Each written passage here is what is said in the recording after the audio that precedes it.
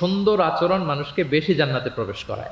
আমরা অনেক সময় ইসলামের এই এসেন্সটা ধরতে পারি না। দেখবেন যে খুব নামাজি স্ত্রীর সাথে খারাপ আচরণ করে, খুব আল্লাহওয়ালা প্রতিবেশীর সাথে ঝগড়াঝাটি, আশেপাশের নেইবরের সাথে, কলিগের সাথে, বন্ধুদের সাথে যে ভালো আচরণ করতে হয়, গুড বিহেভিয়ার করতে হয়, এবং এটাই যে আমাকে সবচেয়ে বেশি জান্নাতে প্রবেশ করানোর মাধ্যম হতে পারে, এটা আমরা ভুলে যাই। প্রাণীদের প্রতি দয়া দেখানো এটা ছোটখাটো কোনো ব্যাপার নয়, এটাই আপনার জান্নাতের কারণ হতে পারে, এটাই আপনার জাহান্নামের কারণ হয়ে যেতে পারে। আল্লাহ রাসূল সাল্লাল্লাহু আলাইহি ওয়াসাল্লাম বলেন, যে ব্যক্তি অন্যকে দয়া দেখায় না, আল্লাহ তাআলা তার প্রতি দয়া দেখায়। এই দুনিয়াতে যারা আছে তোমরা তাদের প্রতি দয়া দেখাও, যিনি আকাশে আছেন তিনি তোমাদের প্রতি দয়া দেখাবেন।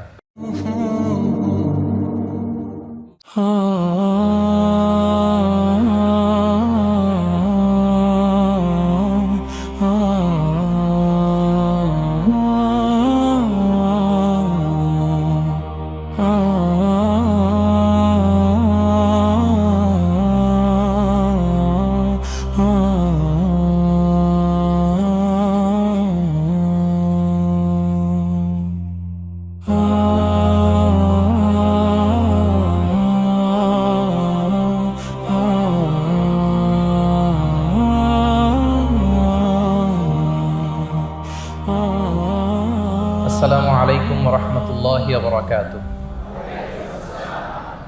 ডিআরএমসি ইসলামিক কালচারাল ক্লাব কর্তৃক আয়োজিত আজকের এই third DRMC national Islamic cultural festival and book fair 2026-এ আপনারা যারা উপস্থিত হয়েছেন তাদের সবাইকে জানাচ্ছি আন্তরিক শুভেচ্ছা এবং মোবারকবাদ। আমরা শুরুতে আল্লাহ রাব্বুল ইজ্জত ওয়াল জালালের দরবারে শুকরিয়া জ্ঞাপন করছি, যিনি আমাদেরকে আজকের এই চমৎকার এই অনন্য আয়োজনে একত্রিত হওয়ার সুযোগ করে দিয়েছেন। এই চমৎকার পরিবেশে আমরা সবাই পড়ছি কালিমাতুশ শুকর, আলহামদুলিল্লাহ। আল্লাহ রাসূল সাল্লাল্লাহু আলাইহি ওয়া আলিহি ওয়াসাল্লামের প্রতি লাখো কোটি দুরুদ এবং সালাম প্রেরণ করে আমি আমার মূল আলোচনা শুরু করছি। আমাকে সুনির্ধারিত একটা টপিকে কিছু আলোকপাত করতে বলা হয়েছে। টপিকটা হচ্ছে দ্য এক্সাম্পলারি প্রফিটিক বিহেভিয়ার, অর্থাৎ আল্লাহ রাসূল সাল্লাল্লাহু আলাইহি ওয়া আলিহি ওয়াসাল্লামের অনুপম চরিত্র। ওনার আচরণ কেমন ছিল, আল্লাহ রাসূল সাল্লাল্লাহু আলাইহি সাল্লামের বিহেভিয়ার কেমন ছিল, উনি মানুষের সাথে কেমন করে মিশতেন, কিভাবে ইন্টারেক্ট করতেন, ডিলিং করতেন, এবং সেখান থেকে আমাদের প্রাত্যহিক জীবনে, আমাদের ডে টু ডে লাইফে আমরা আসলে কি শিখতে পারি, সেই বিষয়টা নিয়ে আমরা কিছু আলোকপাত করবো ইনশাআল্লাহ বিইذনিল্লাহ। আম্মা জান আয়েশা রাদিয়াল্লাহু তাআলা আনহাকে যখন জিজ্ঞেস করা হতো যে কাইফা কানা খুলুকু রাসূলিল্লাহ, হে আম্মা জান আমাদের প্রিয় নবীজির আচরণ কেমন ছিল, তিনি বলতেন কানা খুলুকুহু আল কোরআন, রাসূল সাল্লাল্লাহু আলাইহি ওয়াসাল্লামের আচরণ ছিল কোরআনের আচরণ। মানে পুরো কোরআনে থিওরিটিক্যালি যা বলা আছে আমাদের প্রিয় নবীজির জীবনে প্র্যাকটিক্যালি সেটা করে দেখানো আছে। তিনি যখন মদিনার রাস্তা দিয়ে হেঁটে যেতেন, as if a living Quran is walking on the street, মনে হতো একটা জীবন্ত কোরআন মদিনার রাস্তা দিয়ে হেঁটে হেঁটে যাচ্ছে। কানা খুলুকুহু আল কোরআন। তো উনি কিভাবে মানুষের সাথে আচরণ করতেন? উনি কি হুট করে রেগে যেতেন আমাদের মতো, কর্কশভাষী ছিলেন, বাজে আচরণ করতেন কারোর সাথে? ওনার ব্যবহার দিয়ে, বিহেভিয়ার দিয়ে কখনো কারো মনে কষ্ট দিয়েছেন এমনটি কি আমরা কখনো কেউ শুনেছি? না, নেভার এভার। আল্লাহ তাআলাও কিন্তু কর্কশ ভাষীকে, অশ্লীল ভাষীকে, কঠোর ভাষীকে তিনি পছন্দ করেন না, এবং মুমিন মাত্রই সে ভদ্র হবে, নম্র হবে, সুভাষী হবে। এবং এই সুন্দর আচরণ বা কোমল আচরণকে আল্লাহ রাসূল সাল্লাল্লাহু আলাইহি ওয়াসাল্লাম সব কাজের অলংকার বলেছেন। যেই ব্যক্তি থেকে কোমলতাকে সরিয়ে নেওয়া হয়েছে তার থেকে সব ধরনের খায়েরকে সরিয়ে নেওয়া হয়েছে। যার মধ্যে কোমলতা নেই, মানে সুন্দর আচরণ নেই, তার মধ্যে কোনো খায়ের নেই, তার মধ্যে কোনো কল্যাণ নেই। আমরা যদি আল্লাহ রাসূল সাল্লাল্লাহু আলাইহি ওয়া আলিহি ওয়াসাল্লামের পুরো বায়োগ্রাফিটা একটু স্ক্যান করি, সংক্ষেপে দেখার চেষ্টা করি, তাহলে দেখব যে তিনি বড় ছোট, নারী পুরুষ, শত্রু বন্ধু নির্বিশেষে সবার সাথে খুব অমায়িক আচরণ করতেন, চমৎকার আচরণ করতেন। এবং রাসূল সাল্লাল্লাহু আলাইহি ওয়াসাল্লামের এই চমৎকার আচরণে মুগ্ধ হয়ে অনেক ঘোরতর শত্রু তার বন্ধুতে পরিণত হয়েছিল। সুবহানাল্লাহি ওয়া বিহামদিহি। এবং এত ভালো আচরণের অধিকারী ব্যক্তিত্ব হয়েও তিনি আল্লাহর কাছে দোয়া করতেন যে আল্লাহ, আপনি আমার দেহটাকে, আমার দেহ সৌষ্ঠব, আমার দৈহিক অবয়ব যেরকম সুন্দর করেছেন, আমার চরিত্রটাকে, আমার আচরণটাকেও আল্লাহ আপনি সুন্দর করে দিন। এত সুন্দর আচরণের অধিকারী হওয়ার পরেও তিনি বলতেন আল্লাহুম্মা হাসসানতা খালকি ফাহাসসিন খুলুকি, মানে হে আল্লাহ, আপনি আমাকে দেখতে যেরকম সুন্দর বানিয়েছেন। আল্লাহ রাসূল সাল্লাল্লাহু আলাইহি ওয়াসাল্লামের চেয়েও দেখতে সুন্দর কোনো মহাপুরুষ কি পৃথিবীতে এসেছিল? এত সুন্দর মানুষ হওয়া সত্ত্বেও তিনি আল্লাহর কাছে দোয়া করতেন, আল্লাহ আমি দেখতে যেমন সুন্দর, আমার আচরণটাও যেন তেমন সুন্দর হয়। আপনারা আয়নার সামনে দাঁড়ালে এই দোয়াটা পড়েন? আয়নার সামনে দাঁড়িয়ে এই দোয়াটা পড়তে হয় যে আল্লাহুম্মা হাসসানতা খালকি ফাহাসসিন খুলুকি। আল্লাহ আমাকে দেখতে যেরকম সুন্দর বানিয়েছেন, আমার আচরণটাও আপনি সুন্দর করে দিন। এবং আল্লাহ রাসূল সাল্লাল্লাহু আলাইহি সাল্লাম তিনি ইরশাদ করেছেন, দুটি জিনিস মানুষকে সবচাইতে বেশি আল্লাহর জান্নাতে প্রবেশ করাবে। একটি হচ্ছে তাকওয়াল্লাহ, আল্লাহর ভয়, আরেকটি হচ্ছে হুসনুল খুলুক, সুন্দর আচরণ। রিপিট, আমি আবারও বলছি, দুটি জিনিস মানুষকে সবচাইতে বেশি আল্লাহর জান্নাতে প্রবেশ করায়। একটি হচ্ছে আল্লাহর ভয়, তাকওয়াল্লাহ, আরেকটি হচ্ছে সুন্দর আচরণ, হুসনুল খুলুক। এখানে বলা হয়নি যে নামাজ মানুষকে বেশি জান্নাতে প্রবেশ করাবে, রোজা প্রবেশ করাবে, যাকাত করাবে, হজ করাবে, এমন কিছু বলা হয়েছে না। বরং সুন্দর আচরণ মানুষকে বেশি জান্নাতে প্রবেশ করায়। আমরা অনেক সময় ইসলামের এই এসেন্সটা ধরতে পারি না। দেখবেন যে খুব নামাজি কিন্তু খিটখিটে মেজাজের লোক, খুব নামাজি স্ত্রীর সাথে খারাপ আচরণ করে, খুব আল্লাহওয়ালা প্রতিবেশীর সাথে ঝগড়াঝাটি, খুব নামাজি মানুষ কলিগের সাথে সম্পর্ক ভালো নাই। এরকম লোক আমাদের সমাজে আছে না নাই বলেন? তার মানে ইসলামের যে ট্রু এসেন্স এটা ধরতে পারে নাই। আশেপাশের নেইবরের সাথে, কলিগের সাথে, বন্ধুদের সাথে, সহপাঠীদের সাথে যে ভালো আচরণ করতে হয়, গুড বিহেভিয়ার করতে হয়, এবং এটাই যে আমাকে সবচেয়ে বেশি জান্নাতে প্রবেশ করানোর মাধ্যম হতে পারে, এটা আমরা ভুলে যাই। প্রিয় বন্ধুরা, আমরা যেন এই ব্যাপারটাকে ছোট মনে না করি। সবচেয়ে বেশি জান্নাতে মানুষকে প্রবেশ করায় তাকওয়াল্লাহ, হুসনুল খুলুক, আল্লাহর ভয়, আরেকটা কি সুন্দর আচরণ।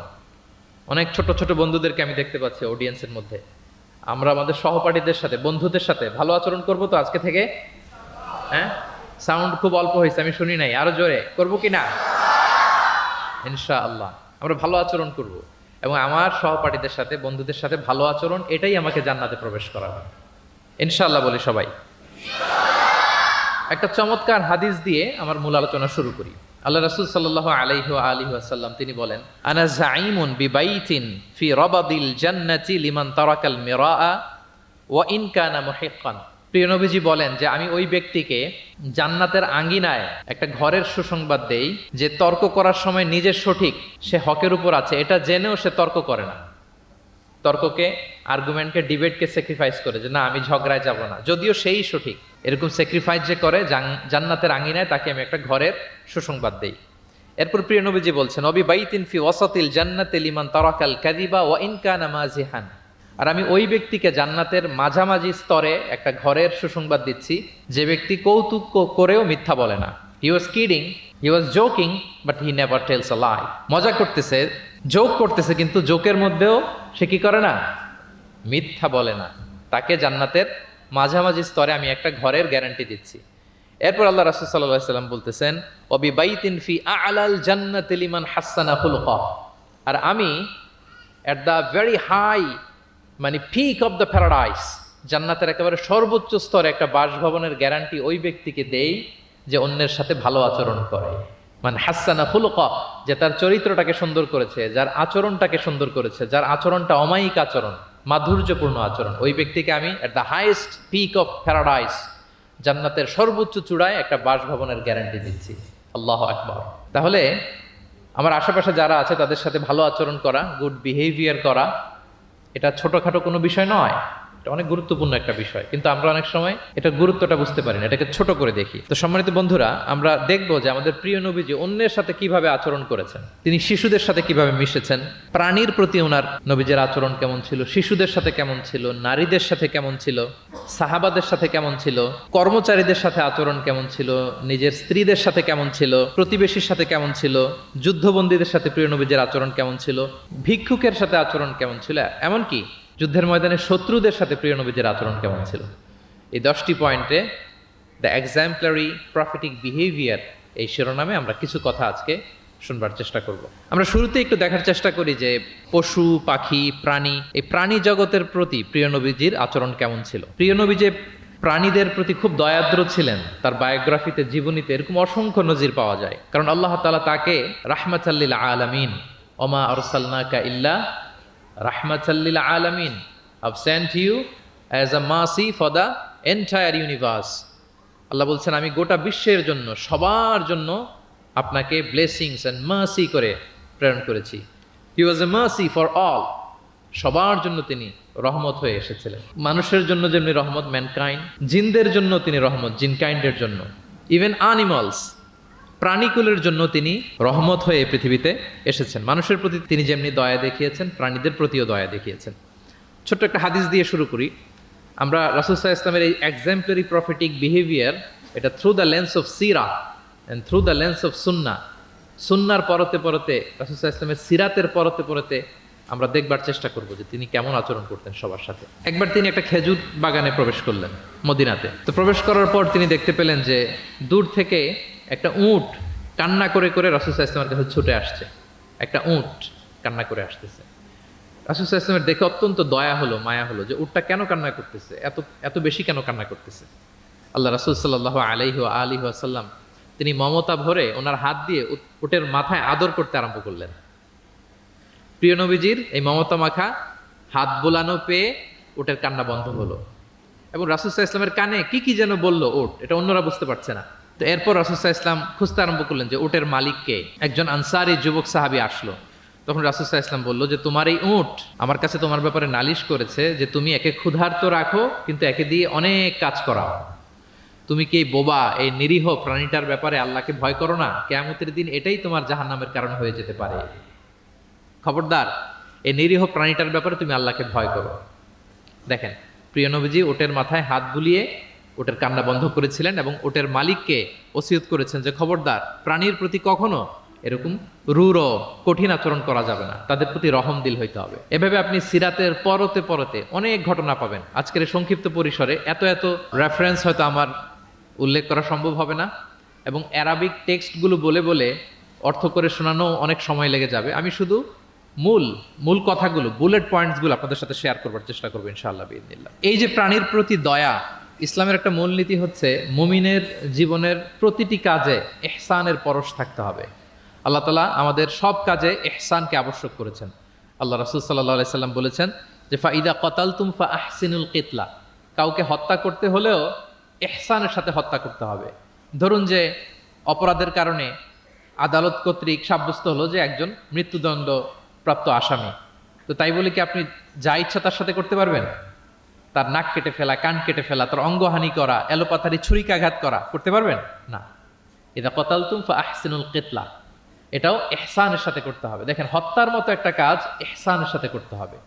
ওয়া ইদা যাবাহতুম ফাআহসিনুয যাবহা, প্রিয় নবীজি বলেন তোমরা যখন জবেই করবে, কুরবানি করবে, এখানেও ইহসানের সাথে করবে। আল্লাহু আকবার। করতেছি জবাই, করতেছি কি বলেন সবাই আমার সাথে, করতেছি কি জবাই। তার মানে প্রাণীটাকে তো মেরেই ফেলতেছি, কিন্তু প্রিয় নবীজি বলেন এই জবাই করার ক্ষেত্রেও ইহসান করতে হবে। এত সুন্দরভাবে দ্রুত তার গলায় ছুরি লাগাতে হবে যাতে কয়েক সেকেন্ডের মধ্যেই জবাহের কাজটা হয়ে যায়। আপনি ইচ্ছে মতো এলোপাথারি তাকে ছুরি দিয়ে কষ্ট দিতে পারবেন না। মুমিনের প্রতিটি কাজে যেন ইহসানের পরশ থাকে। একবার আল্লাহ রাসূল সাল্লাল্লাহু আলাইহি সাল্লাম এক সাহাবীর পাশ দিয়ে যাচ্ছেন। ওই সাহাবী একটা ভেড়াকে জবাই করার জন্য মাটিতে শুইয়ে পা দিয়ে চেপে ধরে এরপর ছুরি ধার করতেছে। ছাগলটাকে মাটিতে শুইয়ে পা দিয়ে চেপে ধরে এরপরে কি করতেছে? ছুরি ধার করতেছে। আর প্রাণীটা এই ছুরি ধার করার দৃশ্যটা দেখতেছে। আল্লাহ রাসূল সাল্লাল্লাহু আলাইহি সাল্লাম তাকে ধমক দিলেন, শাসালেন, বললেন তুমি তো এটাকে 2 বার জবাই করে ফেললে, একটু পরে তো জবাই করবে, এখনই তো জবাই করে ফেলতেছো। তুমি কি আগে ধার দিয়ে নিতে পারলা না? জবাইয়ের আগে তুমি কি ছুরিটাকে ধারালো করে নিতে পারলা না? শার্পেন করে নিতে পারলা না? এভাবে আল্লাহ রাসূল সাল্লাল্লাহু আলাইহি ওয়াসাল্লাম সব সময় প্রাণীদের প্রতি তিনি দয়া দেখিয়েছেন। এবং তিনি বনি ইসরায়েলের একটা ঘটনা বলতে যেয়ে তিনি বলেছেন যে একজন প্রস্টিটিউট লেডি, ব্যভিচারী নারী, যার জন্য জাহান্নাম বরাদ্দ ছিল, কিন্তু একটা তৃষ্ণার্ত কুকুরকে পানি খাওয়ানোর কারণে আল্লাহ তাআলা ওই পাপাচারী নারীকে জান্নাত দান করেছেন। সুবহানাল্লাহি বিহামদি। তার জন্য জাহান্নাম ছিল অবধারিত, কিন্তু একটা তৃষ্ণার্ত কুকুরকে পানি পান করার কারণে তাকে জান্নাত দিয়েছে কে? আল্লাহ সুবহানাহু ওয়া তাআলা। তাও কেমন একটা প্রাণীকে? কুকুরকে। আমরা গুরুত্বই দেই না। সামান্য একটা কুকুরকে দয়া দেখানোর কারণে আল্লাহ তাআলা এই জাহান্নামী নারীকে জান্নাত দান করেছেন। আমরা যদি খেয়াল করি যে আমরা আমাদের সমাজে কুকুর বিড়াল দেখলে কি করি বলেন তো? রাস্তাঘাটে দেখি, অডিয়েন্সের কাছ থেকে আমি একটু শুনি, কি করি আমরা? তাড়িয়ে দেয়। আর কি করি? ঢিল ছুরি। আর কেউ কেউ খাবার দেয়। মাশাআল্লাহ, এই তো, এটাই তো প্রিয় নবীজির সুন্নাহ, আমরা খাবার দিব। এক্স্যাক্টলি। কিন্তু আমি জানি না কেন যেন বাংলাদেশে কুকুর দেখলে, বিড়াল দেখলে কি করে? তাড়ায় দেয়, ঢিল ছোড়ে, লাথি মারে, এরকম করে না অনেক সময়? অপ্রয়োজনে, কোনো প্রয়োজন নেই এটা করে। এবং সবচেয়ে মজার ব্যাপার হচ্ছে মাঝে মাঝে দেখা যায় যে জোড়া লাগা কুকুর যদি দেখা যায়, যে একসাথে দুটো কুকুর তাদের প্রজননের কারণে তাদের একটা বিশেষ ঋতুতে বিশেষ সময়ে তাদেরকে এটা করতে হয়, এক অদ্ভুত কারণে মানুষ মানে ক্ষিপ্ত হয়ে ওঠে তাদের প্রতি। কিন্তু আমাদের তো মানবিক হওয়া উচিত ছিল, আশরাফুল মাখলুকাত বলে আমরা নিজেদেরকে দাবি করি। আমাদের কি করা উচিত ছিল? ইগনোর করা উচিত ছিল, let them do there job, overlook করার দরকার ছিল। কিন্তু কোনো এক অদৃশ্য কারণে আমরা এরকম দৃশ্য দেখলে হিংস্র হয়ে উঠি, লাঠি দিয়ে মারি, ওখানে মানুষ জড়ো হই।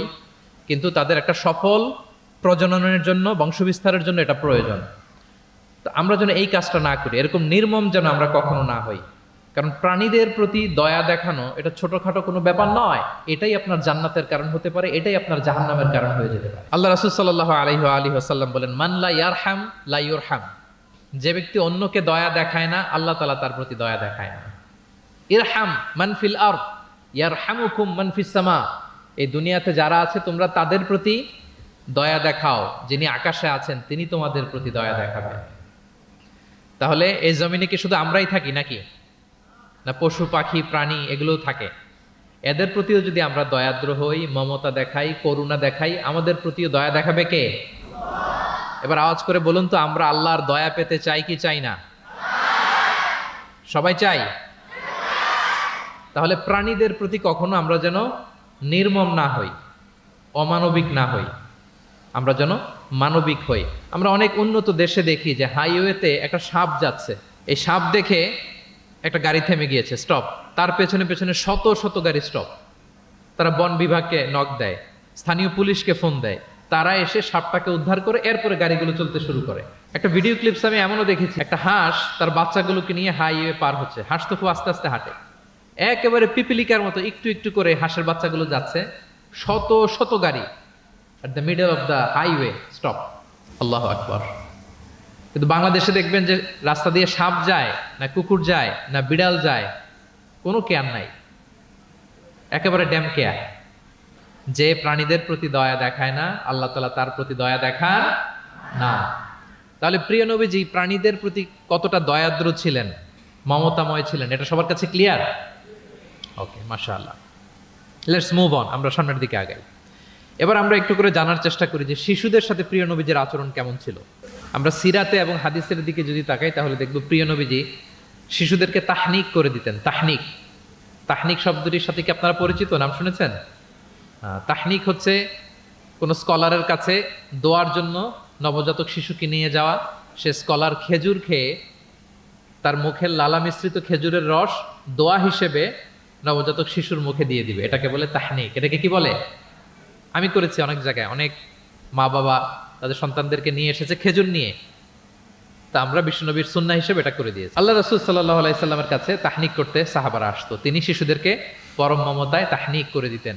মদিনাতে যখন সাহাবারা আসলো, তাদের কারো ঘরে কোনো সন্তান জন্মাচ্ছিল না। আল্লাহ রাসূল সাল্লাল্লাহু আলাইহি সাল্লামের শ্যালিকা আবু বকর রাদিয়াল্লাহু তাআলা আনহুর কন্যা আয়েশা রাদিয়াল্লাহু তাআলা আনহার বড় বোন আসমা বিনতে আবি বকর, তিনি প্রেগনেন্ট অবস্থায় মক্কা থেকে মদিনায় হিজরত করলেন এবং কোবাতে আসার পরপরই উনি বাচ্চা ডেলিভারি করলেন, পুত্র সন্তান। ওনার ঘর আলোকিত করে জন্ম নিল আব্দুল্লাহ ইবনে জুবাইর। মদিনায় আনন্দের হিল্লোল বয়ে গেল, কারণ ইহুদিরা বলছিল এই যে মুসলমানদের ঘরে কোনো সন্তান হয় না, সন্তান হয় না। কিন্তু যখনই আসমা বেবি ডেলিভারি করলেন, মুসলমানদের মধ্যে আনন্দের বন্যা। তো ওনার সন্তান আব্দুল্লাহ ইবনে জুবাইরকে সাথে নিয়ে কোলে করে নিয়ে তিনি প্রিয় নবীজির কাছে আসলেন। এসে বললেন, ইয়া রাসূলুল্লাহ, আপনি আমার সন্তানের জন্য দোয়া করে দিন। আল্লাহ রাসূল সাল্লাল্লাহু আলাইহি ওয়াসাল্লাম একটা খেজুর নিয়ে, খেজুর চিবিয়ে ওনার লালা মোবারক মিশ্রিত বরকতময় লালা নিয়ে, খেজুরের রস নিয়ে আব্দুল্লাহ ইবনে জুবাইরের মুখের মধ্যে দিয়ে দিয়েছেন। এবং এজন্য আসমা বিনতে আবু বকর সবসময় গর্ব করে বলতেন যে আমার কলিজার টুকরা সন্তান আব্দুল্লাহর পাকস্থলীতে সর্বপ্রথম পৌঁছেছে প্রিয় নবীর লালা মিশ্রিত খেজুরের রস। সুবহানাল্লাহ ওয়া বিহামদিহি। আল্লাহ রাসূল সাল্লাল্লাহু আলাইহি ওয়াসাল্লাম এরকম তাহনিক করতেন। আপনারাও সুযোগ হলে আপনাদের স্থানীয় যে স্কলাররা আছেন, ভালো স্কলার, আল্লাহওয়ালা মানুষ, তাদের কাছে সন্তানদেরকে নিয়ে তাহনিক করাবেন। প্রিয় নবীজি তাহনিক করতেন। শিশু সন্তানদেরকে তিনি কোলে নিতেন, হাদিসে এসছে অনেক বাচ্চাকে তিনি কোলে নিয়েছেন এবং ওই বাচ্চা আল্লাহর হাবিব সাল্লাল্লাহু আলাইহি সাল্লামের জামার মধ্যে প্রস্রাব করে দিয়েছে, এটাও হাদিসে এসেছে। এরকম ইনসিডেন্টও ঘটেছে। তিনি বাচ্চাদেরকে আগে সালাম দিতেন। কি করতেন? আমরা দেই, এই যে ছোট বাচ্চারা বলতেছে না, ওদের পক্ষে গেছে কথা, এই জন্য কি তোমাদের আব্বু আম্মু তোমাদেরকে আগে সালাম দেয় না? দেয় নাকি দেয় না? তাহলে আমরা আগে সালাম দিব বাচ্চাদের। আমাদের সালাম দেয়া দেখেই তারাও সালামের ব্যাপারে আস্তে আস্তে অভ্যস্ত হবে। প্রিয় নবীজি বাচ্চাদের আগে সালাম দিতেন, গালে হাত বুলিয়ে দিতেন, মাথায় হাত বুলিয়ে দিতেন। হাদিসে এসছে। জাবির ইবনে সামরা একজন সাহাবী, তিনি ওনার শৈশবকালের স্মৃতিচারণ করছেন। তিনি বললেন, একবার মসজিদে নবীর পাশে আমরা কিছু বাচ্চারা দাঁড়িয়েছিলাম। প্রিয় নবীজি নামাজ শেষ করে বেরোলেন, প্রতিটি বাচ্চার গালে তিনি হাত বুলিয়ে দিচ্ছেন। দিতে দিতে এলো আমার পালা। তিনি শৈশবের স্মৃতিচারণ করে বলছেন যে প্রিয় নবীজি যখন আমার গালে হাত লাগালেন, আমি একটা হিম শীতল পরশ অনুভব করলাম। এবং তিনি বললেন যে মদিনার বাজারে যখন আতরওয়ালারা আসতো, আতরের যে প্যাকেট বা লাগেজ উনি যখন খুললে একটা চমৎকার স্মেল আসতো, প্রিয় নবীজির হাত থেকে আমরা ওইরকম একটা সুগন্ধির গন্ধ পেলাম। আল্লাহু আকবার। তাহলে বাচ্চাদের দেখলে তিনি মাথা এবং গালে হাত বুলিয়ে দিতেন। তিনি বাচ্চাদেরকে দেখলে চুমু খেতেন, বাচ্চাদের সাথে খুব মজা করতেন, খেলাধুলা করতেন। হাদিসে এসছে ওনার চাচাতো ভাই যারা আছে ছোট ছোট, তাদেরকে তিনি লাইন ধরে দাঁড় করাতেন আর বলতেন, মান সাবাকা ইলাইয়া ফালাহু কাদা ওয়া কাদা। দেখি কে এসে আমাকে আগে ধরতে পারে, যে ফার্স্ট হবে তাকে এটা দিব, যে আগে ধরতে পারবে তাকে এটা দিব। আল্লাহু আকবার। এবং তারাও আনন্দে উৎফুল্ল হয়ে দৌড়াতে দৌড়াতে কেউ প্রিয় নবীজির বুকের উপরে এসে ঝাপটে পড়তো, কেউ কাঁধে উঠতো, কেউ পিঠে উঠতো, এভাবে দৌড়ে বিশ্বনবী সাল্লাল্লাহু আলাইহি ওয়াসাল্লামের কাছে তারা আসতেন। এবং মাঝে মাঝে তিনি শিশুদের মধ্যে কোনো ভুলভাল কিছু দেখলে শুধরে দিতেন। ওমর ইবনে আবি সালামা রাদিয়াল্লাহু তাআলা আনহু তিনি বলছেন, আমি যখন ছোট ছিলাম একবার প্রিয় নবীজির কোলে বসা ছিলাম, আমাদের সামনে খাবার দেয়া হলো, তো আমি খাবারের এখান থেকে নেই ওখান থেকে নেই, এদিক সেদিক থেকে খাবার নিচ্ছি। আল্লাহ রাসূল সাল্লাল্লাহু আলাইহি ওয়াসাল্লাম আমাকে বললেন, ইয়া গোলাম, হে বৎস, সাম্মিল্লাহ, তুমি বিসমিল্লাহ বলো। তাহলে খাওয়ার শুরুতে আমরা কি বলবো? ওয়া কুল বিয়ামিনিক, এবং ডান হাতে খাও। কোন হাতে? কোন হাতে? ডান হাতে। আচ্ছা। ওয়াকুল বিয়ামিনিক ওয়াকুল মিম্মা ইয়ালিক, আর তোমার সামনে যেটা আছে ওখান থেকে খাও। ডানে বায়ে সামনে পিছনে এদিক থেকে ছোটাছুটি করে টানাটানি করো না। তিনি বলেন যে বিশ্বনবী যখন আমাকে এই গাইডলাইন দিলেন, তারপর থেকে আজীবন আমি এই সিস্টেমেই খেয়েছি, আজীবন এই সিস্টেমেই খেয়েছি। তাহলে এটিকেটস অফ হ্যাভিং ফুড, খাবারের যে এটিকেটস, রাসূল সাল্লাল্লাহু আলাইহি ওয়াসাল্লাম বাচ্চাকে শিখিয়ে দিলেন। আরেক হাদিসে এসছে সাদাকার খেজুর স্তূপ করা ছিল মদিনায়, জাকাতের খেজুর। হঠাৎ ওনার নাতি, আল্লাহ রাসূল সাল্লাল্লাহু আলাইহি ওয়াসাল্লামের নাতি হাসান রাদিয়াল্লাহু তাআলা আনহু জাকাতের খেজুর একটা নিয়ে খাওয়া শুরু করলেন। ছোট মানুষ, কোনটা জাকাতের খেজুর আর কোনটা খাওয়া যাবে এটা তো উনি বুঝতেন না। ছোট্ট মানুষ জাকাতের খেজুর খাওয়া শুরু করলেন। দূর থেকে প্রিয় নবীজি দেখে দৌড়ে গেলেন, দৌড়ে মুখ থেকে টেনে খেজুরটা বের করলেন। হাদিসে এসেছে প্রিয় নবীজি বলতে আরম্ভ করলেন, ইরমি বিহা কিখ কিখ। এটা একটা আরবিক এক্সপ্রেশন। কিখ কিখ মানে আমরা বাংলায় যেটা বলি ওয়াক, থু থু, থু মেরে ফেলে দাও। হাসান রাদিয়াল্লাহু তাআলা আনহু তিনি বললেন যে নানা ভাই, থু মেরে ফেলে দাও। আল্লাহ তাআলাম, তুমি কি জানো না, আন্না লা নাআকুলু সাদাকা, আমরা হাশিমি খানদান, আমরা কখনো সাদাকার কিছু খেতে পারবো না। আল্লাহু আকবার। তাহলে দ্য কনসেপ্ট অফ হালাল এন্ড হারাম ছোটবেলা থেকে তিনি শিখাই দিলেন নাতিকে। এভাবে শিশুদেরকে আদর করতেন, ভালোবাসা দিতেন, মায়া মমতায় জড়িয়ে রাখতেন এবং ভুল করলে পরম মমতায় শুধরে দিতেন। তাহলে শিশুদের সাথে প্রিয় নবীজির কেমন আচরণ আমরা বুঝতে পারছি। তিনি শিশুদের প্রতি কতটা কনসিডারেট ছিলেন, কতটা তিনি কনসিডারেট ছিলেন আমরা একটা ছোট্ট হাদিস থেকে শুনি। একবার তিনি কোন এক নামাজে দীর্ঘ লম্বা সিজদা করে দিলেন, দীর্ঘ লম্বা, এত লম্বা সিজদা কখনো তিনি করেন না। নামাজ শেষে সাহাবারা জিজ্ঞেস করলেন, ইয়া রাসূলুল্লাহ, আপনি কি সিজদার মধ্যে অসুস্থ হয়ে গেলেন নাকি, অথবা কোরআনের আয়াত নাজিল হলো নাকি? এত দীর্ঘ সিজদা তো ফরজ নামাজে কখনো করতে দেখি না। রাসূল সাল্লাল্লাহু আলাইহি ওয়াসাল্লাম বললেন, কুল্লু যালিকা লাম ইয়াকুন, না একটাও না, ওহিও নাজিল হয়নি, অসুস্থও হয়নি। কারণ আমি যখন সিজদায় ছিলাম, আমার নাতি খেলতে খেলতে আমার কাঁধের উপরে চড়ে বসেছে। এখন আমি যদি সিজদা থেকে মাথা উঠাই, তার খেলা তো ইন্টারাপ্ট হয়ে যাবে। এজন্য যতক্ষণ সে মাথার উপরে পিঠের উপরে বসে বসে খেলছিল, আমি সিজদায় লুটিয়ে পড়ে সিজদাটাকে লম্বা করে দিয়েছি।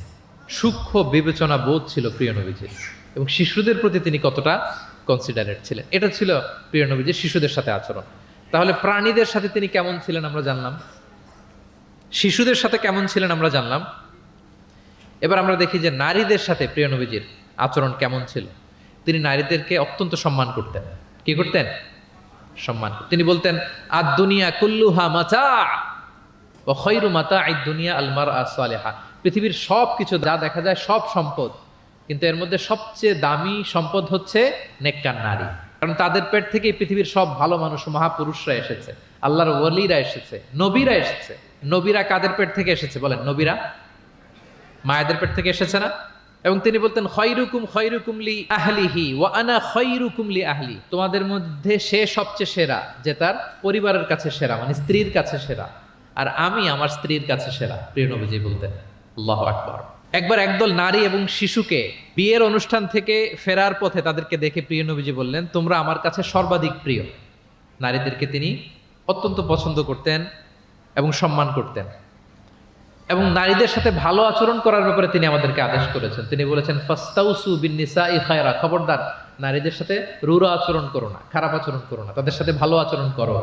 পুরুষদেরকে যেমনি ওটের উপর চড়িয়ে ওট টেনে হিচড়ে নিয়ে যাওয়া হয়, নারীদেরকে যেন এমনি না নেওয়া হয়। তিনি একবার বলছিলেন যে, খবরদার সাওকা বিল কাওয়ারির রিফকান বিল কাওয়ারির, মানে নারীদেরকে যখন ওটে চড়িয়ে হাওদাজে চড়িয়ে তোমরা টানো, ওহে সাহাবারা তাড়াহুড়ো করো না, ধীরস্থির ভাবে করো। অর্থাৎ তিনি বুঝাতে চাইলেন, কাওয়ারির মানে হচ্ছে কাচের তৈরি তৈজসপত্র বা বাসনপত্র।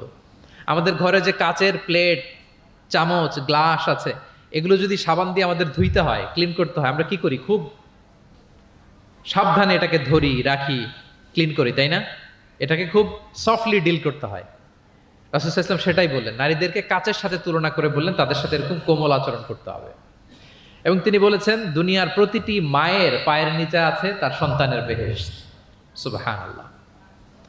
এবং সন্তান জন্ম দিতে যে কোনো নারী যদি ইন্তেকাল করে, প্রিয় নবীজি বলেন, ওই নারীকে আল্লাহ তাআলা কিয়ামতের দিন শহীদদের কাতারে দাঁড় করিয়ে দিবেন। আল্লাহ তাআলা যাকে একটি কন্যা দিয়েছেন তার জন্য একটি জান্নাত, দুইটি কন্যা দুইটি জান্নাত, যতগুলো কন্যা ততগুলো জাহান্নামের দরজা ব্লকেজ হয়ে যাবে। সুবহানাল্লাহ। এভাবে তিনি নারীদের সাথে আচরণ করেছেন।